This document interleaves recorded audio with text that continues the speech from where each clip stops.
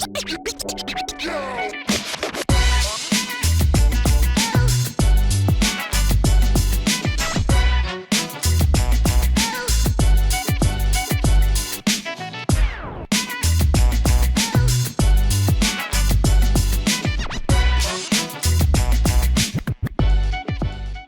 and welcome to Connections with Kyland, where I bring in guests and we talk about the connections that are most important and most impactful to our life. Today, I'm very excited because I have with me, you may know him from Survivor Season 48 as someone who is adding some great beats to the mix on an island with no music. He's also a professional speech and debate coach who works with a lot of youth.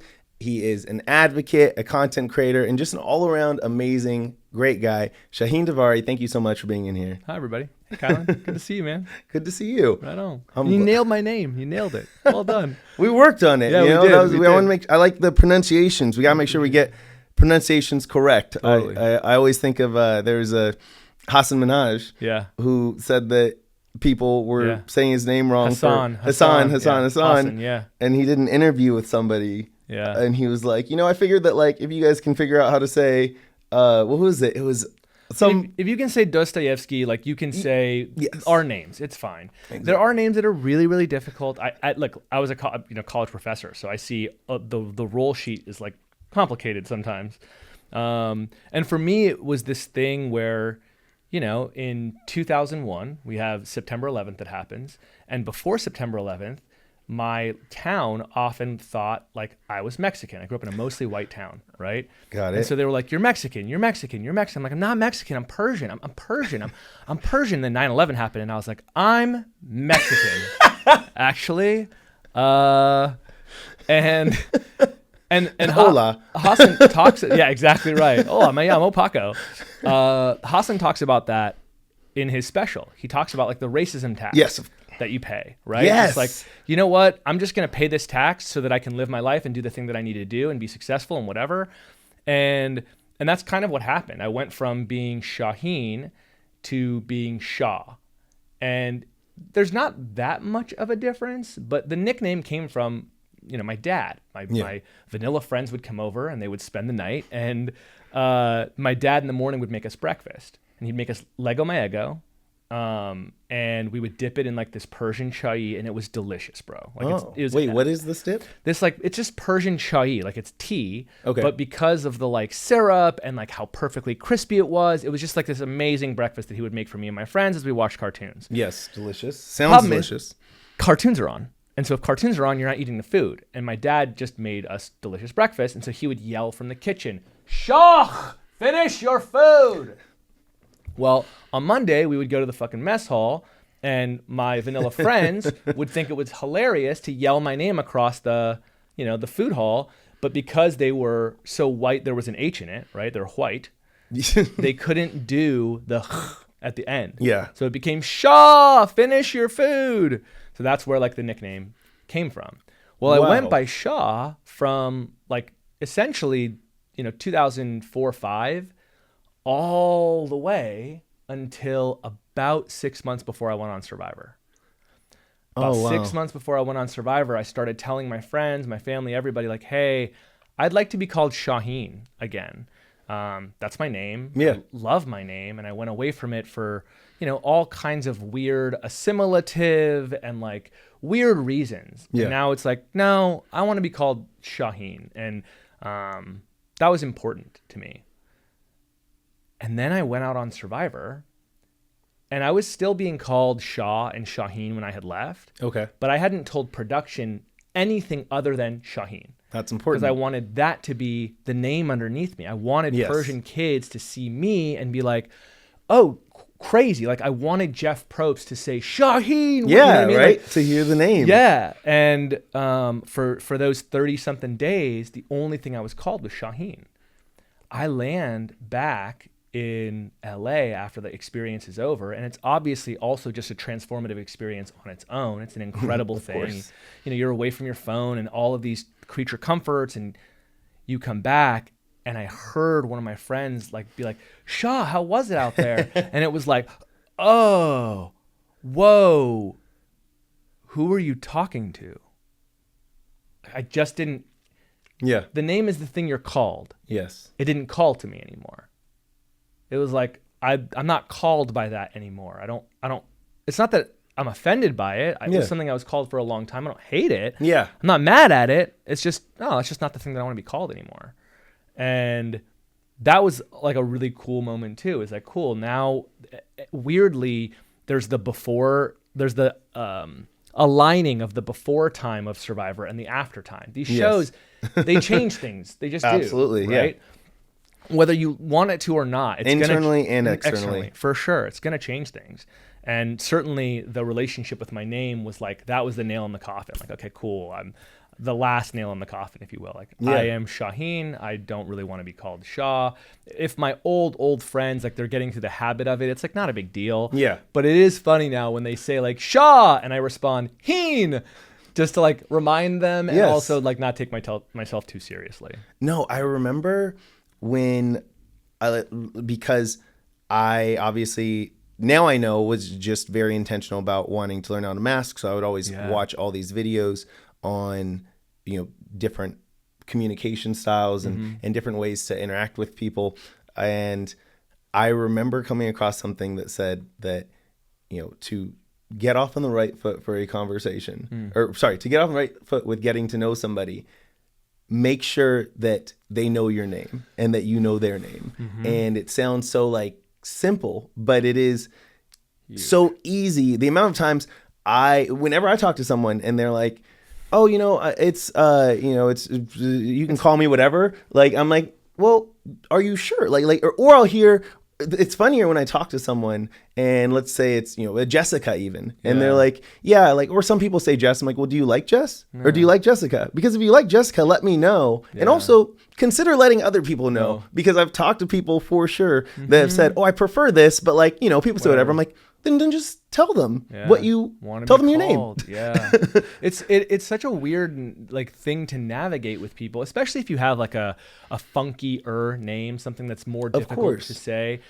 Because dude, you go to a bar, it's loud, people can't even hear you anyway. You're not going to talk to this person for more than 15 minutes. I've had people my name is Shauhin. Andrew? Yes. It's Andrew, because I don't want to deal with the rigmarole sometimes, and it's exhausting sometimes. But if it's a one-on-one conversation and you have the time to like really, and as someone who like, you want to make people feel special, use their name. Yeah, definitely. Right? It's an interpersonal trick that I teach. Yeah, for sure. Ears. I teach it to people all the time. You want people to feel like you're really paying attention to them. Use their name. Communications experts all over the world will tell you that, right? One of the coolest things that you can do as a public speaker is, you're talking to a huge audience, right? Well, how is it personal? It can't be, right? You're talking to a whole audience. Nonsense. Say someone's name, especially if you know them in the audience. Yeah. At some point during their speech, be like, oh, I'm glad you like that, Jess. And watch what happens. The audience as a whole starts to feel like Jess. It's a crazy trick because it feels like, wait a second, but I'm only talking to Jess. No, but now the audience feels like you're talking personally. Yes. It feels more conversational. This is one of the tricks that I give my private clients is like, have a plant in the audience if you're really uncomfortable, and don't be afraid to go to your plant. Yeah. Don't be afraid to say a line or two to them so that the whole audience will start to feel conversational. We'll see. We're getting some professional speaking speech advice here and teaching, coaching. So Shauhin, what? I know that is something that you do professionally. Yeah. Is you mentioned speech and debate. Mm-hmm. What got you into that? Is that something that you started doing in college yourself? Yeah. Either of those two things, like what really got you started on that? Is it a passion? Where'd it come from? I have an obsessive personality. Okay. And in high school, that obsession was soccer, or like before high school, that obsession was soccer. And then in high school, that obsession started to die down, and that obsession then became theater. And then I did 11 plays in my senior year of high school. I produced 3 of them myself at like the community theater. Yeah. Like paid for, produced, directed, all of that shit on my own, which is crazy to think about now. And then in college, I was looking for an obsession. And for a year it was surfing. And then all of a sudden my friend called me and was like, come to the speech and debate meeting. And I was like, not a dweeb, so I'm good. go to the speech and debate meeting and find out there's this whole third of speech and debate that people don't know about. It's speech, debate, and theater. Oh. And so there's competitive monologuing, there's What? slam poetry, Yeah, I didn't know. there's storytelling. This is there's actually theater, 25-minute play, 3 people, lots of different types of literature. There's choral work and songs. It's really dynamic styles of performance, and all of it has the argumentation aspect that is missing from direct acting, right? Wow. If you're doing a play, you're not telling me like, this is the point of the play. Whereas in theater, on the speech side, you actually do pause and tell the audience like, hey, this is why this piece of literature matters. You mean actually pause? Yeah, Like you pause the performance Yeah. and you tell the audience like, hey, I've decided to do this piece of literature because socially this is what's going on right now. And I think this is Whoa. important. So like one of my first pieces that I ever did was on the importance of education in prisons. Okay. And I had this piece by this poet named Christopher Bursk. And he wrote this one long poem, 9-minute long poem, right? In this book of poetry. And it like opened my eyes about what it meant to be in prison and what opportunities people should have while they're in prison. If 95% of people are getting out, well, then we should be doing a really good job while they're in, training them to be functional members of society. And that's not what we're doing. Yeah. That's not the point of prison. The point of prison is to make sure people go back to prison. That's what we're doing there. Because if they don't go back, then the overlords don't make the money that they need to make off of people being in prison and giving them their labor for free. So that was a transformative moment through poetry, right? Not through argumentation, but poetry is what changed my mind. Okay. About Yes. that experience, right? And embodying that poetry, you play the different characters. I played all these different people who were in prison. And it was this wild moment, this opening moment. And that's what poetry does. Poetry opens up your heart, and that's where real persuasion happens. That's why there's speech, debate, and theater. Because speech is just giving speeches, which is a really great way to persuade and experience and whatever. Debate, you see the marketplace of ideas. But oral interpretation of literature, theater, can change you in a completely different way. And once I found that and fell in love with that, that's what I did for a really long time. I ended up going to law school. I wanted to be a lawyer. I was a lawyer for a couple years, but I was teaching night classes, and that was so much more fun. I didn't want to move money from one insurance company to another, which is essentially what I was doing. And the last case that I ever took, or the case that I denied, was this guy who was suing his ex-girlfriend for the care of their 4 French bulldogs. He wanted dogamony. I'm not kidding. Wait, suing. So he wanted money, or he wanted ownership? He wanted money from his ex-girlfriend Okay. because she promised when they got the dogs that they would take care of them together. Got it. And she was suing him for some other thing. And so it was a countersuit. And it was like, walking into your boss's office, like, bro, what am I doing? I didn't go to law school for 3 years and graduate, Yeah. to do this. I think I'd be curious too on your thoughts as a lawyer. I remember I was watching a video. I believe it was Jefferson Fisher. If you've seen him, he's I feel pretty confident I'm saying his name right, but so he is a lawyer, and he does these videos in his car where he talks about, here's things as a lawyer I learned about, like communication. Yeah. And I was watching an interview that he did, and he talked about how as a lawyer, you are taking on a position of, basically, I think he even says, like, more colloquially speaking, it's like you're taking on someone else's beef. Yeah. That you don't actually have. Exactly. And a lot of the lawyers know each other. Right. So now you're showing up for someone that you know and have some sort of rapport with. Yeah. But you are having, at least on a logistical side, if not an emotional side, a beef with this person. Yes. That is not technically your own beef. but Yes. that's your position. Yeah, And you're representative beefers. yes. Yeah. And I guess I wonder about what that feels like, because you think about the cases. I think about, to even go on a more serious side. I think about people that I know close to me that have had to make depositions about, like, sexual assault, or And there's an attorney on the other side. And there's an attorney on the other side, and their Representing the job client. is not just as representing that client is to push and to deny and to dismiss Oh, yeah. these people. I worked and for the Public Defender Service in Washington, D.C., Yeah. and one of the cases that I was on as an intern investigator was I was told like, hey, you need to go interview this child about exactly that. Yeah. And public defender service. We are defending the person who is accused of this heinous act. Yeah. And, you know, how do you square that? Yeah. How do you? ethically? That's what I'm asking. How? Yeah. So, you know, this kind of goes back to knowing your rights, right? And enforcing those rights every single time. If we allow the government to not meet their burden of beyond a reasonable doubt, and we don't have people, stewards of beyond a reasonable doubt, well, then the government gets to do the things that we don't want the government to do. We don't have people protecting our rights. We don't have people protecting due process.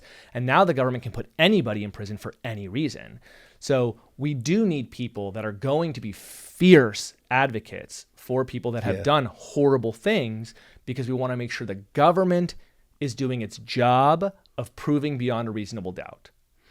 So basically for like consistency. Right. That way when it is someone who is innocent, that you will have that same process rather than having it ebb and flow with your personal feelings. It's like, hey, this is a system for it to operate as fairly as possible. Horrific example that they bring up in law school is, you know, your client gets pulled over. Yeah. And let's just admit he committed a murder. Yeah. The dead body's in the back. The police officer says, get out of the car, gun drawn, doesn't know your client, doesn't know anything about him, but just says, get out of the car, I'm searching your vehicle. Pulls a gun on him. And your client says, I don't consent to any searches or seizures, gets out of the car. The cops search, they find the body. Can they use that body for evidence? No. Is it a horrific result? Yeah. Yeah, of course. It's a horrific result. This guy deserves to go to prison. He deserves to pay for his crime. But is he going to? No. Because the cop did an illegal search. Fruits of the poisonous tree are barred at trial. So you can't use that. And we want that result because we don't want cops to just start stopping and searching every single citizen they see fit. Yeah. That is the bigger horrific thing that's out there that we want to stop. But I'll tell you, personally, that stuff weighs on you. On the personal side, you can logic it all you want, but it still weighs on you when you have this client who's paying you all kinds of money to do whatever, and at the end of the day, you know what you know, and it's really hard to go to sleep at night. You want to know how it's not hard to go to sleep at night? When I take someone who is horrified by presenting in front of an audience, can't stand up in meetings, can't get a promotion because they don't, and then all of a sudden I talk to them for a couple hours and help them figure all that out, and they call me and they're like, hey man, my life's completely changed. Wow. Cool. I have no problem going to sleep when it comes to stuff like that. And there are certainly lawyers that have no problem going to sleep because of the money or because they do justice work. Like they do just work for sure. But for me, those opportunities, those justice opportunities weren't there as much as what I really realized I wanted to do, which was teach. I'd been a TA when I was in law school. Before that, I was a soccer coach. Before that, like when I was 15 years old, I was running, little soccer camps on my own. That's what I love to do. I love to teach. I love to coach. I love to unlock things for people. I love that moment that happens when someone figures it out and then it feels like you've showed them a magic trick and they can't wait to go do the magic trick over and over and over again. They're like, oh, that's what it is? Yes. Sick. I'm going to do that. You're going to do that every single time now, of course. I had that yesterday with a client. It's like, she's doing it's actually today. Good luck. She's doing a charity event and she's the presenter for all of these awards at this gala. And, we went from like, today we are here to present an award to like, today we're here to make sure that we honor all, and it's just like in like an hour and 15 minutes. And by the end of it, she's like fist pumping instead of like, I'm terrified of this, realizes that like we leaned into her accent instead of away from it because she's trying to hide it. Why are you trying to hide your accent? You can't hide your accent. Oh, that was holding her back. That was holding her back. It was one of her blocks. She was trying to put on this mask of having a perfect American. Why? No, people want to see you up there. Let's rewrite this so that it sounds like you, not like ChatGPT wrote it. What do you think as someone who is coaching people Yeah. through speech, through public speaking, all of these things, people will say, oh, there are, more people afraid of public speaking than of death. Yeah. Where does that fear come from that you found? And like, has there been a pretty consistent, like, I know you just mentioned accents. Is there usually like it's one of three things, or it's going to vary so drastically person by person, and whatever it happens to be, is there a general path to fix it? If you don't have a fear of public speaking, you're a sociopath. Okay? So Makes sense. let's just let's normalize that, because it's there for a really good purpose. Throughout the whole of human history, evolutionarily, when we had all the eyes on us, bad sign, right? Especially unfamiliar faces. Unfamiliar faces are threats, and our brain has not evolved to know these people aren't threats. So what happens is you go into fight or flight. Fight or flight happens, and all of a sudden, ideas that were there, that were easy for you, it's all gone. You could practice all you want, all of it's gone. Because your body is a liability instead of an asset. You want to make your body into an asset instead of a liability. You want to change your rhetoric before you get there, and you can. There's easy things you can do. Simple. 3 giant double deep breaths, and your parasympathetic nervous system is reset. What does that look like?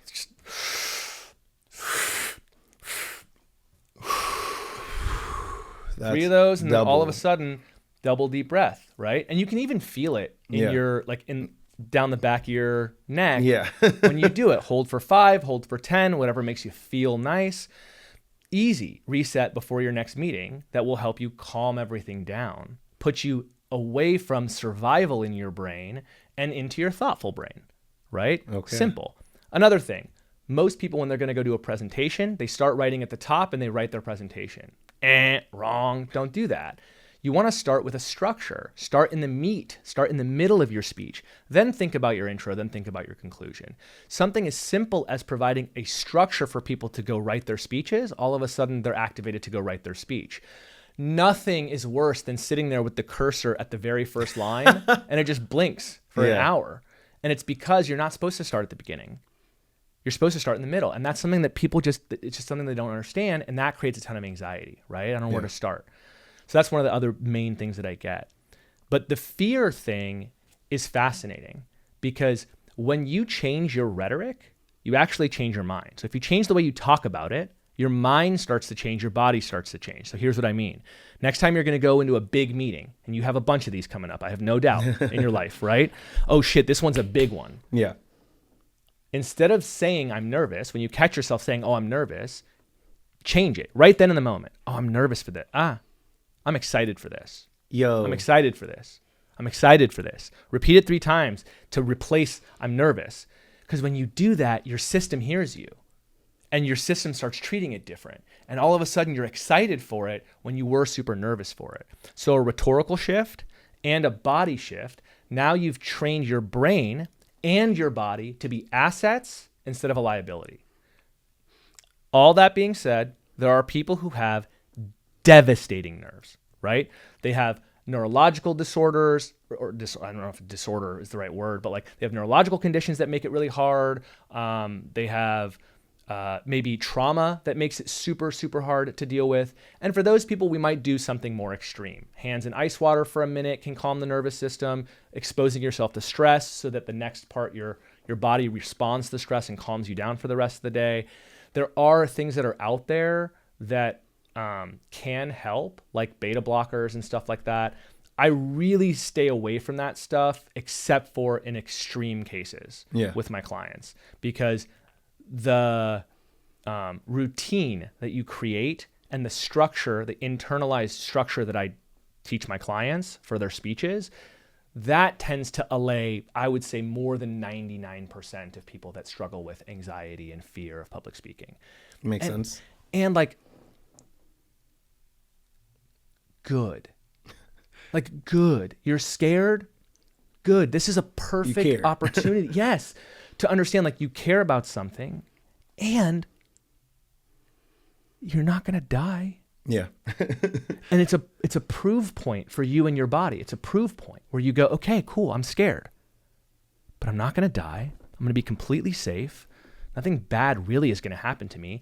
There are stakes. Maybe this meeting is super important, but that just means I need to prepare. I need to have a speaking routine. I have to know what I'm going to say. I have to drive at those things. And maybe I need to prepare in a different way. Maybe I need to go do something to prepare, right? Work with a coach or look stuff up online, watch a couple of videos to help. It's like, okay, cool, I can't afford a coach or whatever, fine.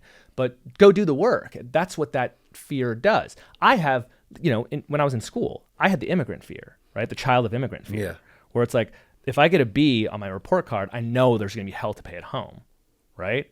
And so that made me go prepare. Right? Not enough because I had ADHD, but still, like it did enough to get by. And so use that fear. Let it be a motivator for you. Change that fear by using the rhetoric. Make sure your body is an asset instead of a liability. Do those things, and life gets a lot easier when it becomes something you look forward to. No, that makes sense.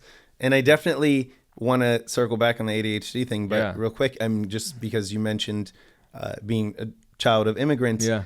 Your parents came over here from Iran. Yeah. And what was that like? Like, what was that timing like for them and for you? And I know you also mentioned your father serving in the military for Iran. Yeah. But Air being Force. Removed from, or for the Air Force. Yeah. But was removed from prison. Into that. So the story is pretty crazy. Like, my mom was 19 years old, 20 years old, something like that, 22, somewhere in that range. Yeah. Put on some high heels and had to march into the, office, like the what was it? Not the communications director of Iran, but it was like one of the military leaders of Iran, click-clacking in her heels, pounding on his office door, because my dad had been shot down in Iraq. My dad was in an Iraqi prison. Yeah. So my mom at 20-something years old is pounding on the door of a minister of defense, you know what I mean? Yeah. And is like, you better go get my husband back. My dad spent like 3-4 months in an Iraqi prison in the 70s, finally gets him back, and then the revolution happens. And then Iraq decides to attack Iran because a revolution has happened. And we're, 2 days after the anniversary of the Islamic Revolution. And we're in the middle of what is a massacre of Iranian people right now by that same government that tried to kill my father after overthrowing, the Shah of Iran. And it's a strange time right now, especially to be a diasporan Persian, a diasporan Iranian. It's a weird time to be that because I was born here. The people that I interact with on a day-to-day basis, obviously I have a lot of Persian people in my life, Iranian people in my life, but mostly Americans. And so at the same time, there's this weird thing that happens as you're watching this stuff all over my social media feed as I'm trying to like speak up and bring attention to it and trying to get through your day. And it's a very strange thing to experience. And growing up, it was strange because, my mom and dad had life made in Iran. Right? Yeah. My dad was super powerful. This is before or after the military? This is while he was in the military. While he was in the Air Force. Okay. He was a flight instructor. So not just someone who was flying fighter pilots, not just someone who was doing helicopter rescue missions, but someone who was teaching all of those fighter pilots, right? Like, Maverick in the new Top Gun. He was that dude. You know what I mean? Yeah. And to go from that to delivering pizzas in Oakland, and people would open the door naked and tip him 25 cents. Yeah. That type of mental, the like wake up, you know what I mean? The like jump cut scene for that in the movie that is my dad's life is a crazy thing to deal with. And, my mom was managing an apartment building while pregnant with me, painting apartments so that we could live in the apartment for free. Yeah. And growing up with that as the background of my life gave me a ton of resilience, gave me a ton of context for anything that would make normal people maybe complain. I'm just like, yeah, whatever. Like, it's fine, I think that there is that internalization for sure. Yeah. Of if you're the children of immigrants, my grandparents on my mom's side, because I'm half Mexican, they immigrated here. My grandfather, and then my grandfather on my dad's side, though, I think about what you just said as far as like, that resilience that comes in, because I think about all the things that they were doing. They've told me so many stories about their side, but a very similar story on my dad's side. My dad's Black African American. and his dad was a teacher in Los Angeles. And then for part of their church, he had moved because he was like one of the leaders in the church. They had moved to Mississippi, and he actually. So me growing up, my whole childhood, I remember my grandfather had a window washing company at first when I was like a child, and like just not a company with like employees, but him himself. My grandfather would wash windows. Window washer. He was a window washer, and later on, I found out because then he got into teaching. And they're like, no, he was a teacher. And then he moved to Mississippi. And they're like, you can't teach. Black people can't be a teacher here in Mississippi. So he could only get a job washing windows. And that's how he became a window washer. And then came back, continued that business, and then eventually moved into. So on a different level, but understanding that jump of like how when you're in a certain culture, the way that things are in America, despite all of the amazing things, there is that gap of acceptance. The racism tax. Yeah, racism tax. Yes, for sure. As very, Son very said, true. but that actually making that connection. So then your father is here. You guys are in Oakland. Where'd that path go? Crazy story, man. My dad was delivering pizzas, bartending, and one of his regulars fell in love with my dad. If you think that I'm a good storyteller or I am endearing in any way, shape, or form, my dad was 10 times that, right? Just, my dad never met a fucking stranger, okay? And this dude fell in love with my dad and dropped a $10,000 tip. For delivery? No, he was a regular at the bar. Oh, the bar, sorry. My dad was a bartender. Okay. Dropped a $10,000 tip. Okay. In a check. Yeah. My dad grabbed it, put it up on top of the bar, didn't cash it. My mom comes in one day and is like, what's this going? And the guy is there and he's like, Nuri won't cash the check. Like, he just won't do it. I told him. My mom was like, are you fine? Just goes and grabs that check. She's like, I'm cashing that shit. We're getting out of Oakland. Yeah, she walked to the bank. Fresh Prince of Bel-Air style. My brother had gotten in a massive fight. And so they were like, we're getting out of here. And put a down payment on a house in San Ramon in the East Bay. Okay. And that was the big impetus. And by that time, my dad had also started selling cars as well, and that was starting to go well. My dad was a genius, man. He's walking around with my Uncle Bill one day, and he sees this guy, other white guy. So my dad becomes a car salesman as well in the same time. And he gets this job through my white Uncle Bill, who has married his sister-in-law. So they're walking around town one day, and my dad sees a dude freak out about a penny. Okay, he sees a penny and he picks it up, and he's so excited. And he asks my Uncle Bill, what the hell's going on here? And my Uncle Bill explains, if you see a penny and it's heads up, pick it up and you'll have good luck, or whatever the saying is, right? My dad looks at that and is like, okay, got it. Clocked. Oh my gosh. Goes to the bank, grabs a bunch of pennies, goes to the car lot, and then starts putting pennies heads up all over the car lot. And then when people walk onto the fucking lot, he starts walking them over to his pennies on the lot.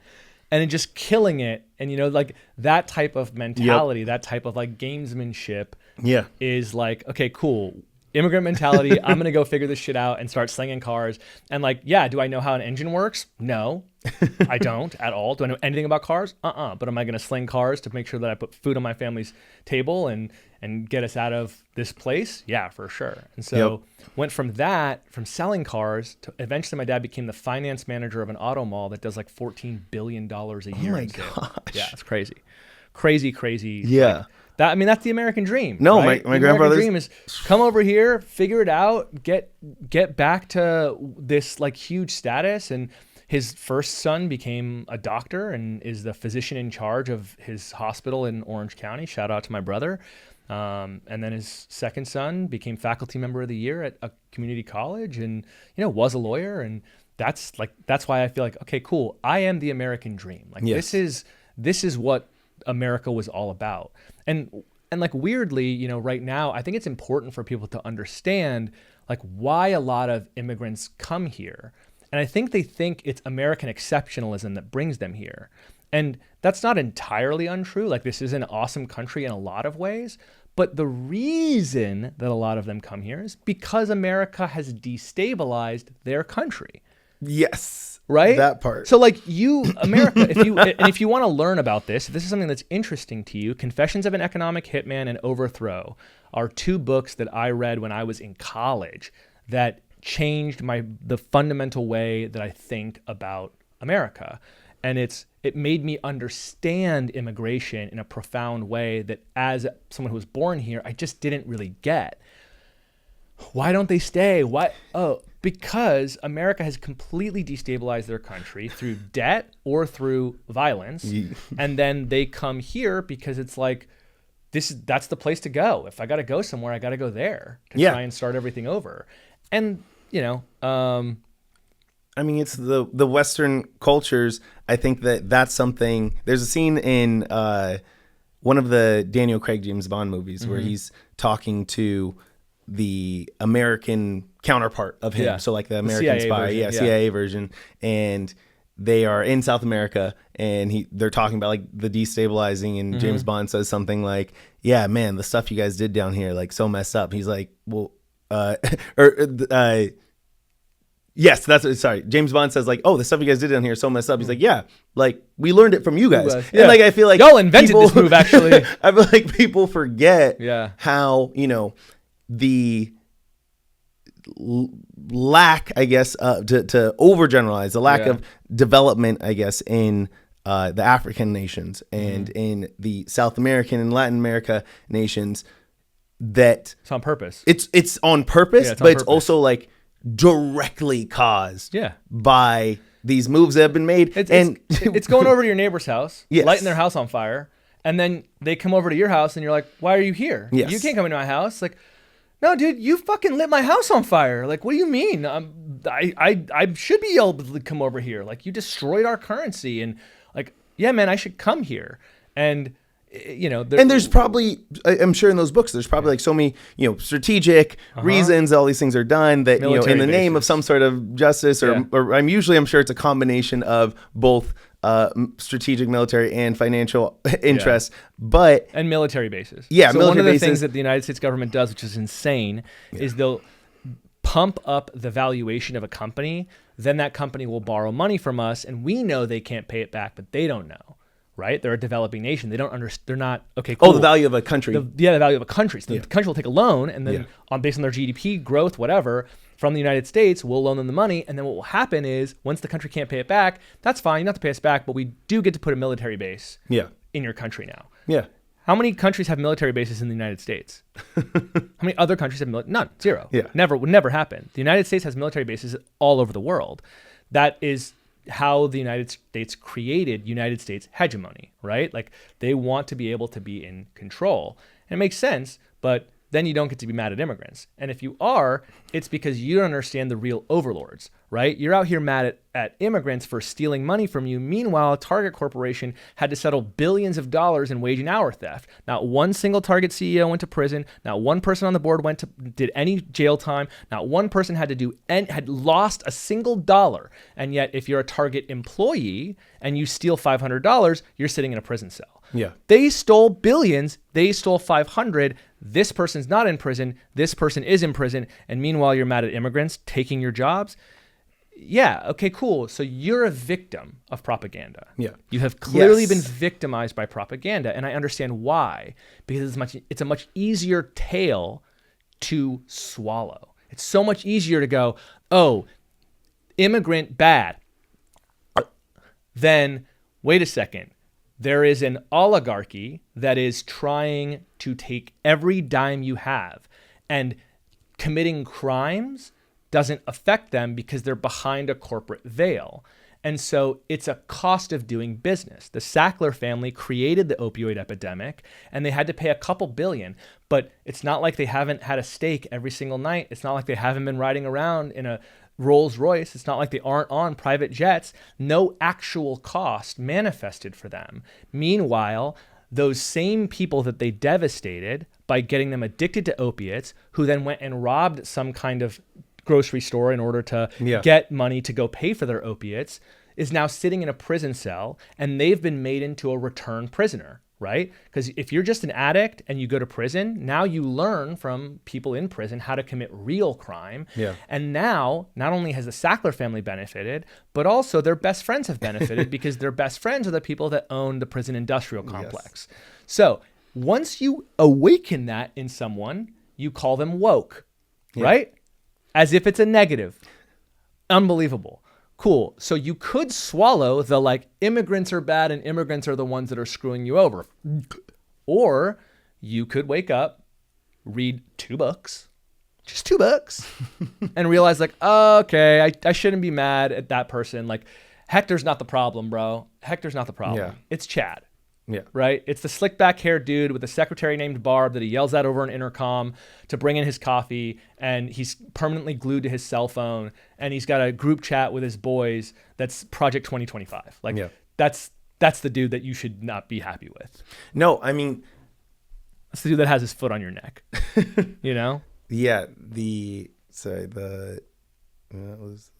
like I have that image of like, okay, that dude has his foot on an immigrant's neck. That dude has his foot on a poor person's neck, and the poor person is with the foot on their neck yelling at the immigrant. Well, I think like you're like, bro, it's the foot. It's the foot on your neck. I think the way I heard it phrased, I like is someone said, you know, so many people are both the victim and the perpetrators of propaganda. For sure. And I think that's how propaganda works. Yeah, and that's what's happening more and more, and we see, and it is.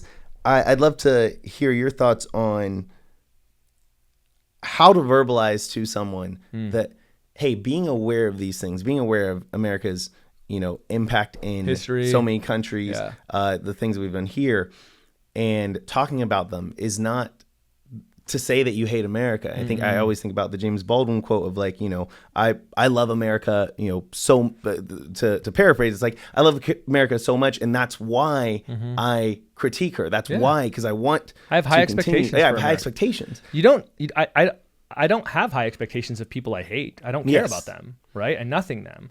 When I care about something, I have high expectations. I want to hold America to those high expectations, and I know that she can meet them. And I think this is where a lot of the left misses the messaging, that the messaging of the right is soaked in faux patriotism.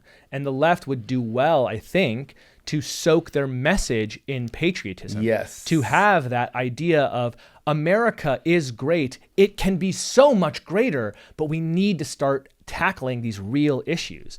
And, you know, not to get too soapboxy about it, please do. But you're right. The like, no, I love this place, and that's why I know it can be better.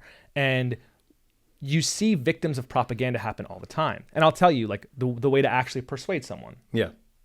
It's never going to happen online. Yeah. The online space is not a persuasive space. It's a growth space and it's an engagement space, but it's not a persuasive space. It's very rare to get persuasion online because real, genuine persuasion takes a long time. Okay. Real, genuine persuasion. You really want to persuade someone. You have an uncle or a friend or a brother or whatever who's going down the right-wing pipeline and you want to try and actually persuade them. You're not going to like this, but this is what you have to do. Number one, you have to sit down and prove to them and to yourself that you're ignorant. That's the first step. So they did a study where they looked at how open people would be or how committed people are to their political opinion. Yeah. And at the beginning of the study, they just asked people, right? Then they made them do really hard math problems. And I'm butchering the study. Yeah, and then they made them do really hard math problems. They realized how dumb they are, and they were significantly less committed to their positions afterwards. Interesting. Okay? So what the real persuasion happens is if you really want to persuade someone, you sit them down and you go, okay, cool. What issue do you want to persuade them on? Immigration, right? Cool. I want you to write down, and I'm going to write down on a blank sheet of paper with no internet, everything that I know about this issue. Write down everything I know about what it takes to become an immigrant in this country. Yeah. I'm going to write down everything I know about what I think is going on with illegal immigration, what I think is going on there. Write it all down. Take like 5 minutes, and you'll realize very quickly I have 2 paragraphs and nothing else to say. Yeah. Because I don't actually know anything. I'm just regurgitating talking points that I've seen on TikTok and Instagram and whatever. Cool. Now you've both done that, right? And you're going to learn too that you don't know shit, which is important. Yeah. You both have to find ignorance together. Then you sit down and you decide, what sources are we going to look at that we both agree are credible, that are going to help us really understand what's going on? And this is where the rubber really meets the road. This is probably the most difficult part of the conversation. They're going to want to pull you towards certain sources. You're going to want to pull them towards certain sources. You want to try and find credible sources. So you have to look that up together, sitting side by side. Yeah. Okay. Once you have those sources, then you look them up. You read together, side by side. Then you can have an actual genuine conversation where they talk and you let them finish. So hard. So hard to let these people finish. But after they've learned, okay, cool, what have you learned? And then you present, okay, what have you learned? What has changed? Okay, what has changed? That's going to actually get you towards persuasion. The problem is, right now, it's really hard to do that. Sit down, have that type of one-on-one time with someone, convince them that this is something that's worthwhile to do. All of that is a lot of heavy work. And, I think that right now we have this moment, talk about connection, where we are cutting connections off from people. We're cutting people off because they're toxic for us. They're bad for us or whatever. And I understand that. And I certainly understand, especially when it comes to certain issues, like, nah, that's too much for me. I can't deal with that. But it's very important that we have those persuaders. It's very important that we have those navigators that continue to stay in contact with these people that have these really problematic and crazy views so that they can leave that door open for persuasion. We have to walk some of these people back onto our side. We have to make them realize that they have been victims of propaganda. We also have to realize that we're victims of propaganda ourselves, but we have to walk them back, and we have to have people that can do that. And I would say too many people right now are cutting people off for the sake of their own whatever, and not doing the work of, no, I'm going to stay in contact with them, and I'm going to continue to try and pull them away from their right-wing alt pipeline. And I think what you said too about we have to have people that are doing that. And I think people often conflate thinking they have to do that for everyone. Everybody. They have to do that. Or that everyone has to do that. And that's something that I tell people a lot of the time is like, hey, that's not your role. This is my role. Like I find myself in that role. Same. And I know you do as well. And that's something I value and appreciate. And even as you go through that practice, because it's so important. It's like no one can people will have trouble listening if they don't feel heard. So it is really important to make sure that, like I'm hearing, and almost people might say like, oh, it's like, coddling maybe an ignorant mindset or whatever. And I'm just like, no. So for me, and I genuinely can't stress how much I'm like, this is my role because it's how I am designed and it's what I feel called to. And it's something that I feel I have the patience and comfort or whatever it is, this combination. Just like there are people who very much are on another extreme, like that. Like I know people who I work with an organization, a nonprofit that we will coordinate with law enforcement. We'll Name drop it. So I work with the Sojourn Project and we actually we take students. So we take students on civil rights education trips, but we also take law enforcement, police agencies. Right now we're coordinating with both the San Francisco department and one of the Los Angeles, the new Metro department, to do these educational civil rights trips. But I also know people who do not, advocates who like do not interact with law enforcement at all. They're 100% against it. And I'm like, I understand because from a root like system, this is an organization that has like foundational issues. Probably, there is a very fair case to be remade from the ground up but whatever it is. There's the Malcolm using MLK example, right? The MLK using Malcolm example. Like the idea of politicians were more likely to meet with MLK because of Malcolm. Because there was the extreme, they're more likely to meet with the person who's a little bit closer to them because you can say like, but there's an extreme too. Well, I think the extreme also we need those people. They keep pulling us. The extremes keep pulling us so that we don't become, settled with the new Overton window, which we're at. Like the Overton window has shifted so far right. That if you go and watch, Reagan versus, Google this, Reagan versus Bush Senior immigration. Just Google that. Reagan versus Bush Senior immigration. We should link it in the show notes. It's going to be linked in the show notes.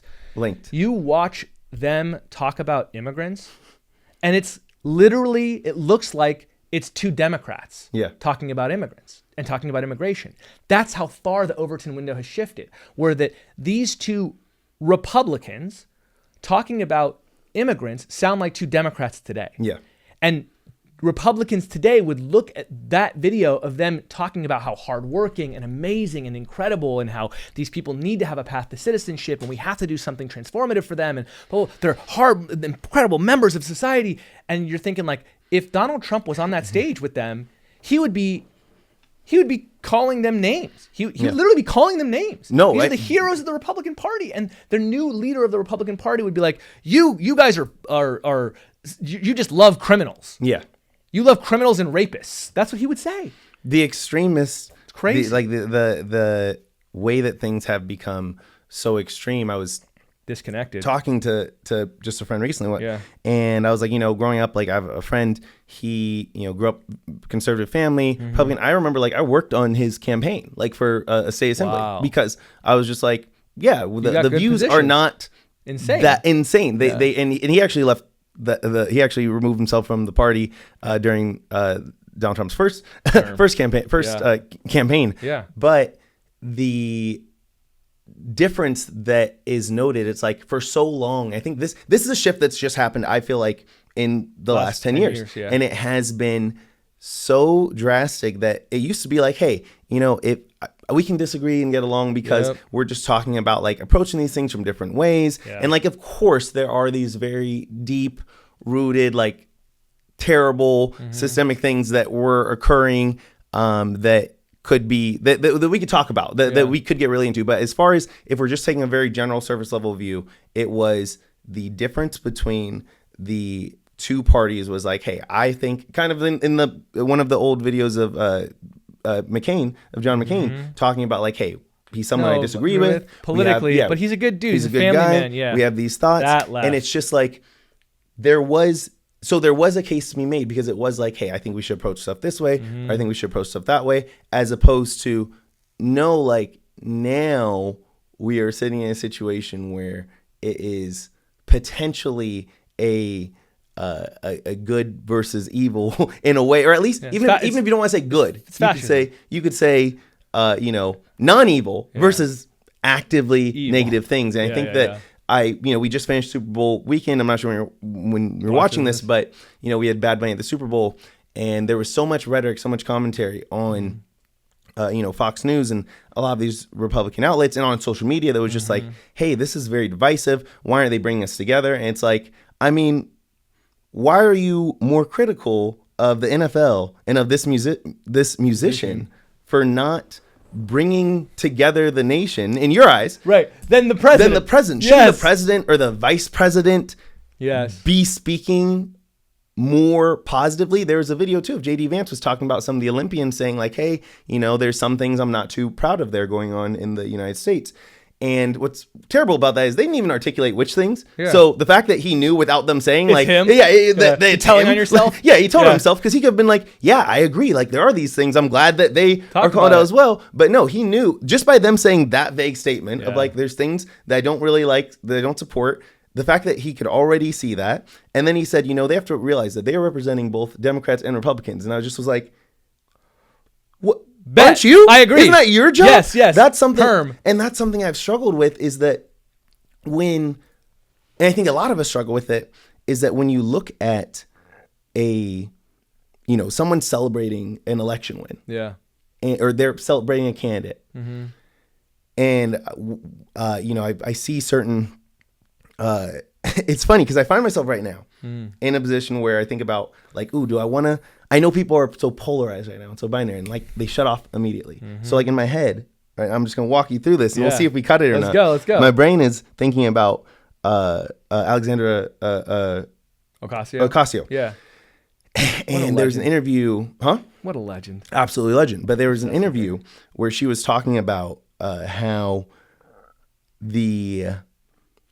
she's like, no, like I know that I am representing, both of these people. So like both, people who support me and the ones who don't. Yeah. And so I want to make sure that I am advocating for them. And so in my head, I was trying to make the decision. I was like, do I want to name her Or do I want to say, hey, if you notice, a lot of Democratic candidates and politicians, representatives will say like, hey, I know that I am representing both the people who vote for me and the people who don't. So that's like a side conversation. So I was like, I'm trying to decide like, ooh, do I want to say the name that makes somebody shut off that doesn't even listen? Yeah. Like, which is in my conversations, because oftentimes I go to that. Because you know it's triggered. Once they're triggered, they're shut gone. Off. Yeah, it doesn't so matter true. what they say. Yes. And so, you know, we go back to, they had studies where they would show people, you know, the Affordable Care Act or Obamacare, and like just depending on the name, that's how they would decide. And it's the same plan, same policy, all the same stuff.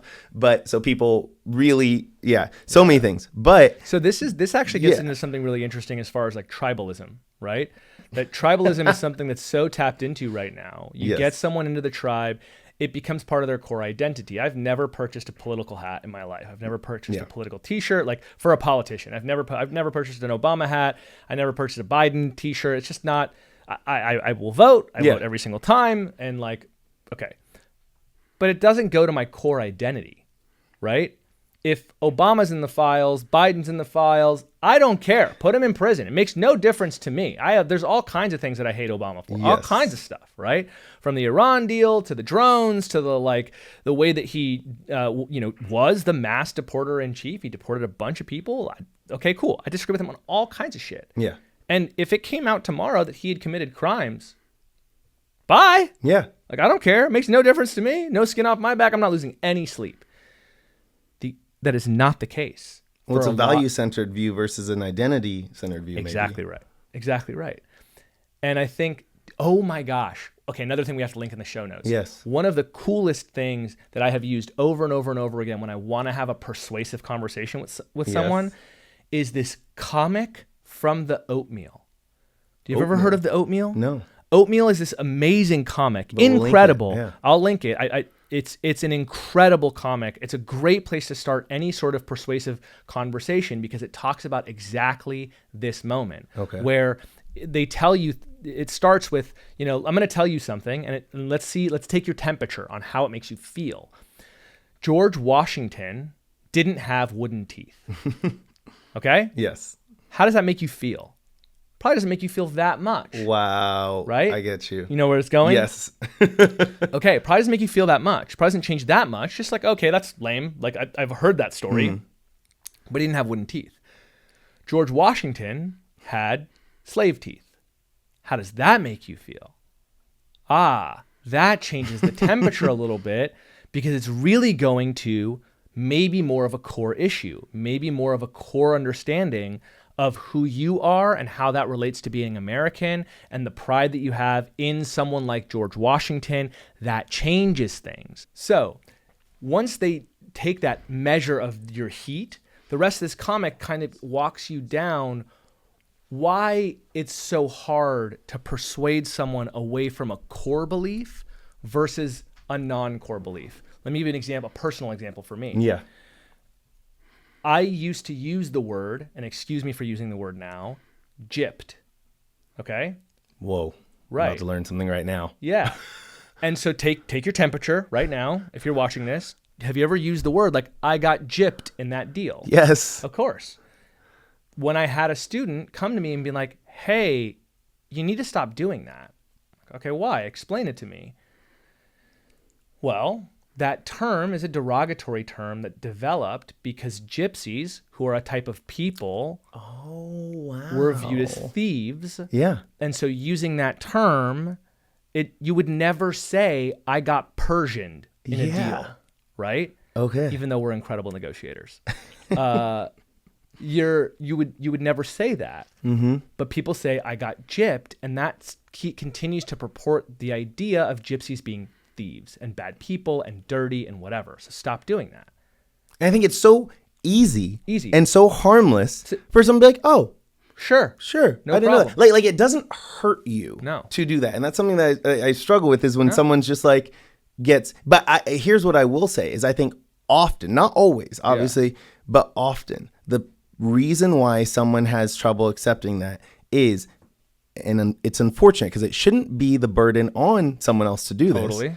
but that approach that the student had, and of course, like your openness is great. And hopefully, Totally. I think that's the thing is most people, if you're watching this, you Yeah. probably are like, hey, I'm an open-minded person. I'm Yeah. a reasonable person. Yeah. And I believe that you are. So that's why I'm reminding you Yeah. that you too can, even if someone doesn't approach you in a way that's conducive to that openness being activated in you, you could still take in that statement and decide like, wait, what is it that they're saying? Yeah. And how does this, not just how does this make me feel, but like, if I take in what they say, if I take in this new learning, like I just did with that, I was like, oh my gosh, it's You're shifting that willing mindset. I'm excited You're willing to learn accept this. that because it's a fine thing that aligns with your world view of yourself or with your self view. Yes. So here's what I talk about with my students, because I teach an argumentation class at a college, right? Yeah.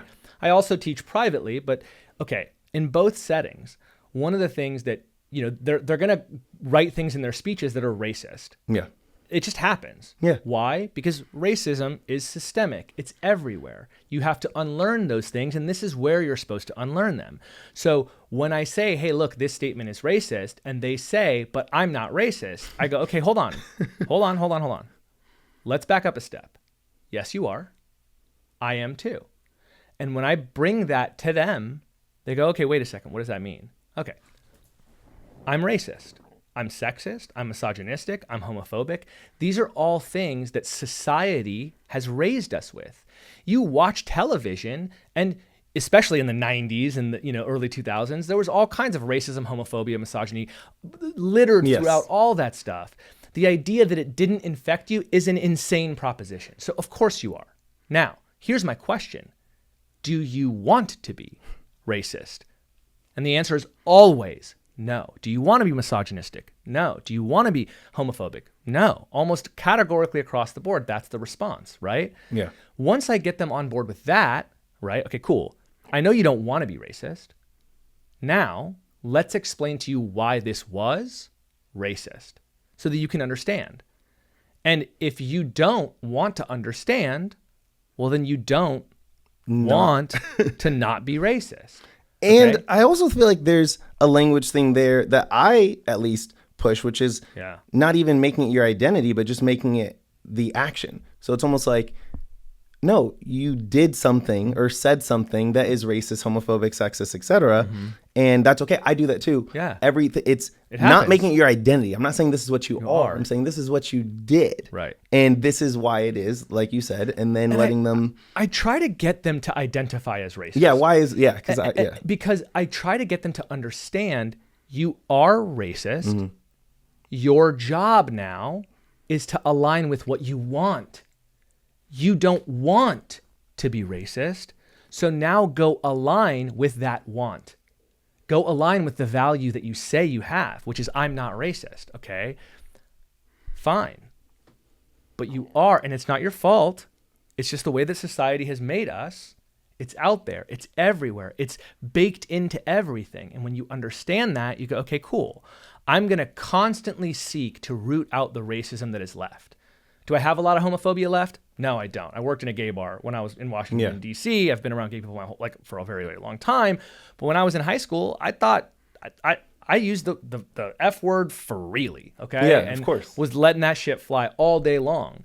And learned through the patience of lots of people being like, hey man, that's homophobic. Like, okay, cool. Well, I don't want to offend my friends. Yeah. And even today, there are still small moments where it's like, okay, cool. I gotta learn that too. Like that has to come out too. And I think for me, that allows me to see these people that want to say like, I'm not racist, or they want to say like, I'm not homophobic, and they have that chip on their shoulder. It allows me to see them with like, okay, you're not there yet. I was there not that long ago. And so now it's my job as an educator, a lifelong educator, to walk you down the path, because so many people walked me down the path, walked me away from the misogyny, walked me away from the homophobia, walked me away from the racism. It took a lot of time, effort, and energy from people. And I feel like I turn around and I owe that to others. So if you're sitting there and you are super, super woke, fantastic, congratulations. I'm proud of you. Be patient with other people that are willing to be on their way. And the left has a horrible problem with lighting people on fire right when they've made a mistake, Yes. instead of giving them the information, allowing them the opportunity to process that information, to get away from their defensiveness and to go, okay, wait a second. Yep, I messed that up. I need to fix that. I will fix that. And then allowing them to fix it. Yeah. It's not how we do things on the left. On the right, you could be a lifelong Democrat forever. You could be an abortion provider, okay? Which is like the end all worst thing that you could possibly be on the right, okay? But if you decide you're now a Republican, open arms. Big hug. Welcome to the clan, buddy. Bad word, but whatever. But welcome to the big tent. Yeah. The left, not like that. Oh, Yes. sorry, you did something wrong in your past. You were this way. You're dead. And the horizontal hostility that exists on the left doesn't exist on the right. But it also exists, not only because I think that it's multiple levels of multiple reasons that exist, but the other thing I try and point out to people too is like the dissent that exists on the left is based in critical thinking and debate almost. Like it is like, it's like, no, I think differently. It's a lack of hegemony, hegemonic thinking that's just like, or not, lack of group thought, group think or whatever. It's just like no, I think this, and I was like, isn't that important? Isn't that good to have that dissent? And it diversity is of thought. But I do feel like tribalism that you talked about is just such a big thing because it shapes our definitions of, and it's one thing I talk about for the shows a lot. For like when you watch these shows, Big Brother, Survivor, all these things, it's tribes. like there are. But the audience finds himself in a tribe. Totally. So then you define things differently. So if someone that you like makes a move that is, makes a certain move. Toxic, being rude, it is, whatever. No. I'm saying if someone that you like on the show makes a move in the game, a move, and it's like a good, and it helps them benefit and it hurts someone else. Yeah. It's strategic if you like them. Yeah. If you don't like them, it's a snaky move. Yeah. It's sneaky. Totally, 100%. It's snaky. And it's the same move. It just depends on, and we do your that. viewpoint. Yeah. Everywhere. We do that Your in lens. politics. We do that when we see this person that we support that's part of our group, a part of our tribe, we're going to define it differently. And I feel like... I went through this hard on my season. Of course. Like, it was doing things strategically, right? Because it's like, Survivor's one of those shows where if you're too in control for too long, that's bad gameplay, right? If you do certain things, it's bad gameplay. But people then couch it as you're not playing. Yeah, bro, it's a tightrope. Like, no, it is. You got it, and you're right. They're the people that were like fans of mine were like, no, he's doing this. He's like doing these things, and the people that were not are like, he's not doing shit. He's this, that, whatever.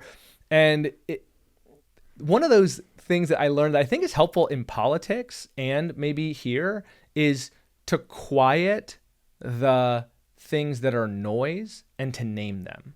So like when these people would make negative comments about me, your brain was not developed in order to understand and to process thousands of people having opinions about you. It's just not possible. And so, you start saying things, and I'm sure you said this stuff too, like, oh, well, people are saying XYZ about me, or the internet is saying XYZ about me. No, dude, it's a dude with a profile picture of a drag queen and the Twitter name is Donkey Punch Balls. And it's like, no, name them. Yes. So instead of saying people are saying this about me, Donkey Punch Balls is saying this about me. And then you realize how ridiculous it is. And that same thing applies to politics. People on the internet are saying, I'll never forgive news organizations for putting people on Twitter are saying as a regular segment now and showing tweets of random, like you haven't researched these people. You don't know who these people are. You don't know what their motives are. You know nothing about these people. And yet you're putting them front and center on primetime television. And it's like, it's bonkers. And so when you see people having certain opinions about politics or saying certain things about politics, I think it's important to stop saying people are saying and start saying who those people are. And that changes, I think, the game when it comes to being able to process those things and let them go. Oh, that's a crazy person who is saying this, not an actual functional human being. The number of comments that I have from people that have no profile picture and, whatever, it's like, all right, I'm ignoring this. This is nonsense. I think that there is so much more on this topic and all the topics. I have notes, things that we didn't even touch on. I'm excited to get to. Are we done, huh? No, we're about to be done. I want But we're not done forever. We're gonna do this Run this again. back, for sure. I have a list. I have let's notes do of it. all the things. But I just want to thank you so much Dude, for this taking is your time. so fun. I love chatting with you. Called me yesterday, okay? And 24 hours, absolutely. If Kylan's calling, I'm picking up the phone and I'm going. So And yeah, likewise, this is a though, blast. too. Yeah, for sure. So I'm No excited. doubt. Where can people find you? Okay, good question. You tell that one to the camera. Certainly. Hi, everybody. You can find me at shauhindavari.com, which is my website. You could also find me at youlouder.org. If you are interested in getting better at public speaking, if presenting in meetings stresses you out and being better at it would make a huge shift for you, reach out to me. I love helping people figure out this confusing and weird thing that is presenting, communication, public speaking. It's what I've been doing for over a decade. I'm not just the Owaka guy. I'm also a professional coach. So if you want my help, please reach out to me. I have I don't know, 3 openings left for people that I want to work with right now. There we go.